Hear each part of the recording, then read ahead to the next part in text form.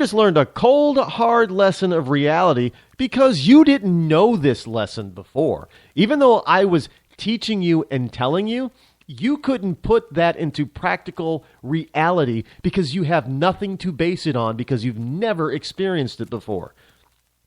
You have no idea. I can tell you and teach you all about the real estate market, honey, is what this real estate agent is basically telling her. But until you experience it, you're not going to know how to deal with it, how to handle it, and how to actually go and buy your first house. So you're going to have to learn these lessons. And basically, she told her, look, you learn. Now, luckily, and the girl still didn't learn a lesson, but here, let me continue. This is why I say that I should probably increase that age, because this girl was just stupid. Little high, college grad, thinking she knows everything, thinking she's smart, probably making a big salary, thinking she's got it all made. She's still stupid and doesn't know anything about the real world. The house that she loved comes back on the market because the original person that was going to buy it, the deal fell through. Then the homeowner drops the original price by 10 grand. So the same real estate agent tells her, look, we got lucky here. Here's our chance. They dropped the price by 10 grand. So the girl gives her an offer that's 5 grand below the dropped price. The real estate agent looks at her and says, well, there is another offer on the house. No, we don't know what they're offering, but there's another offer on this house. Now, remember, you love this house. And dropping it to 10 grand already, that's a really good deal.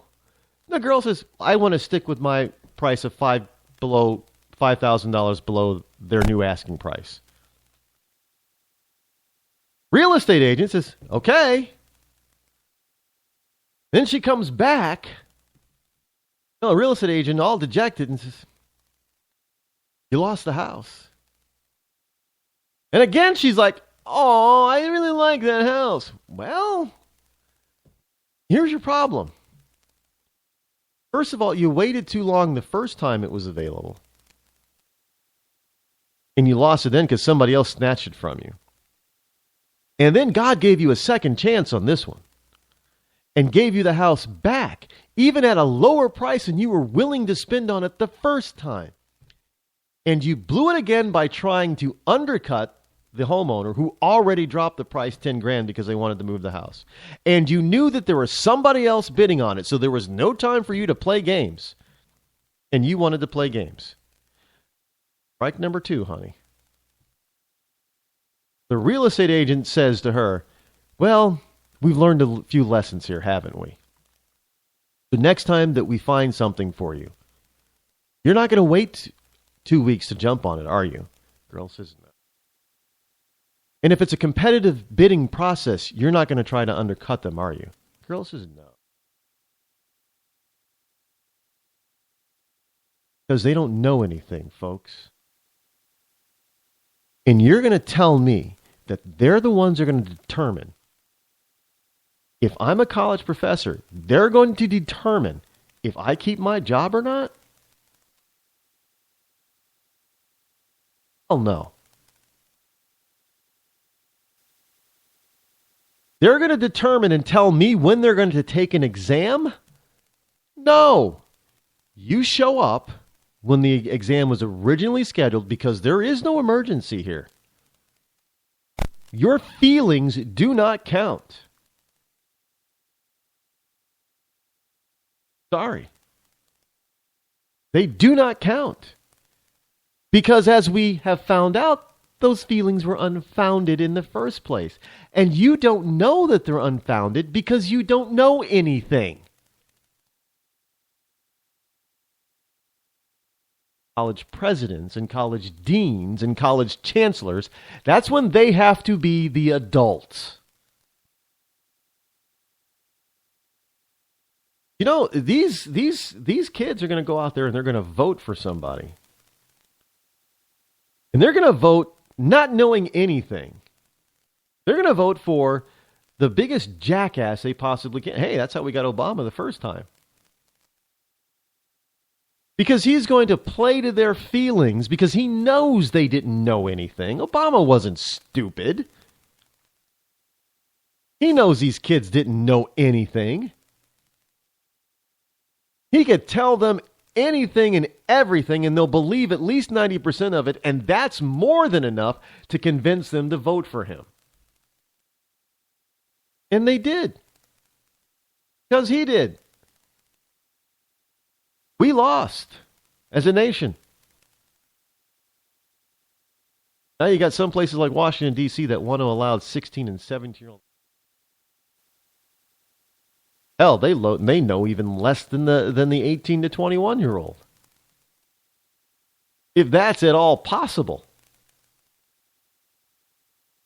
Because I've been around a lot of 18 to 21-year-olds. Let me tell you, they don't know anything. And most of them are rude and inconsiderate at that. I'm serious. They really are. They only think about one person, themselves.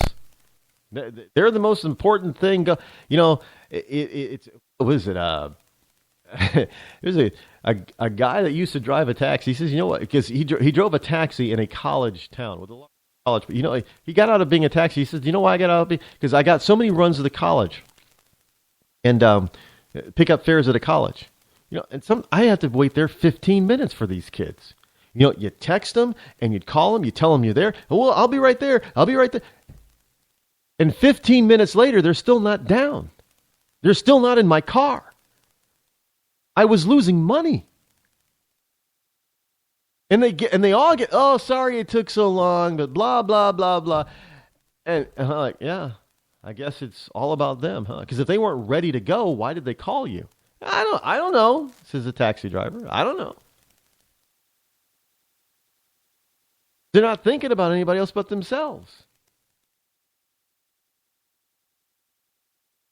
Well, the taxi takes so long to get here, man. You call one and they don't show up for at least a half hour. And it gets there, you know, well, are you ready for one? You ready to go wherever you're going to go? I mean, you're only going to the bar, for crying out loud, right? You know, you're 21 years old. You're only going to the bar. And you're going to making a taxi driver wait? I couldn't make any money.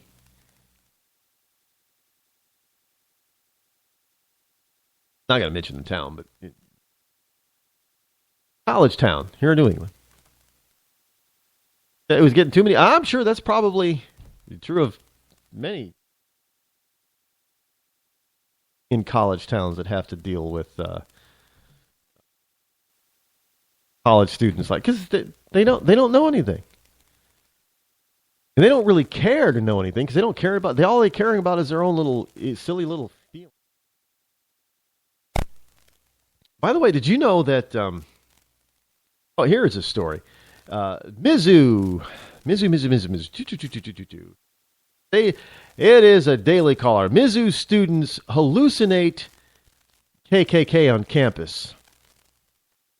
Following the forced resignation of its presidents and an attack on student journalists attempting to cover protest, events at the University of Missouri have escalated even further in absurdity after hysterical students created a bogus rumor that the Ku Klux Klan was roaming campus.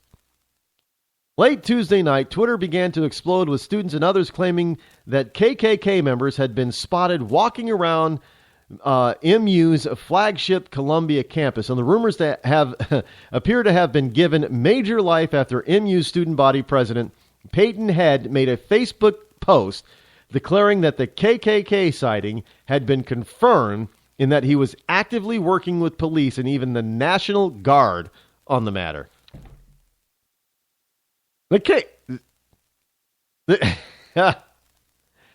Head's comments added to the tumult, and soon dozens, both on and off campus, were tweeting about the supposed KKK presence, with some claiming the Klansmen were throwing bricks through dorm windows, and others wildly claiming the KKK were enjoying police protection.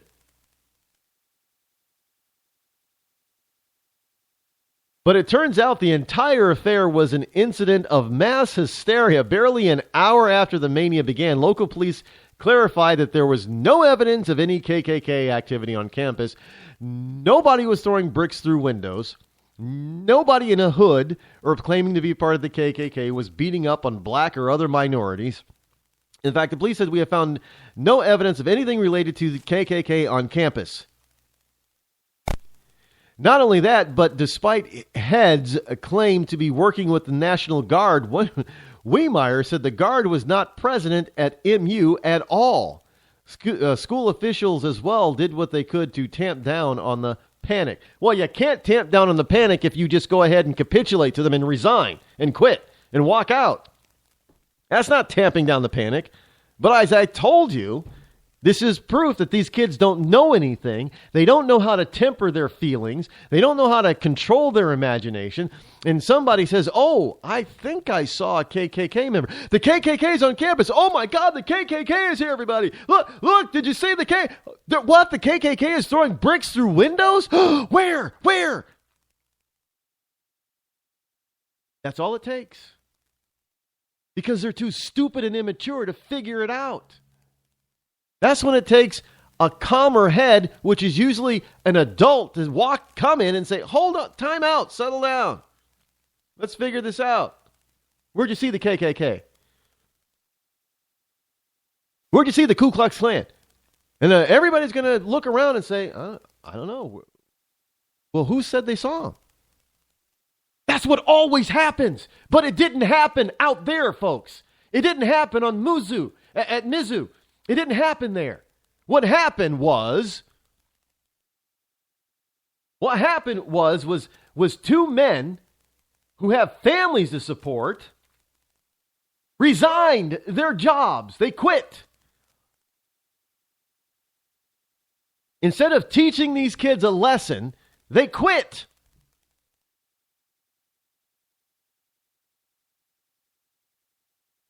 And this is what we're going to get in our government. These kids are not only going to be voting, but they're going to start participating and trying to get jobs in our government. And you're going to have these people who are in government who are not acting like adults, who are just going to let them get away with all this stuff. Hey, we got 57,000 of them on paid leave. You want to tell me that's somebody that's an adult being in charge of these people that are saying you did something wrong, you're fired? No. Why don't you just go home for a while? You'll get paid. It's okay. We'll take care of it. So $1.5 billion is going out the door for people not doing any work at all that works for the government. They're not working for us. And we got all these guys standing up on the stage and none of them addressing anything like this. They want to all have their little polished little answers and polished little speeches about, well, I can do this and I can do that. And 90% of them know they can't do any of what they just promised you on stage because they have to get it through Congress. And Congress will not allow it. And, we're all sitting back wondering why we have the same government that we hate and despise. Because we're acting like those stupid little kids who don't know anything. Well, it's time we grow up. Is it not? Well, that sound means that we are out of time for today, but we'll be back here tomorrow, and hopefully I'll be able to cover more than just one subject. Until then, I'm Rod Eccles. This is The Rod Eccles Show. I'm out.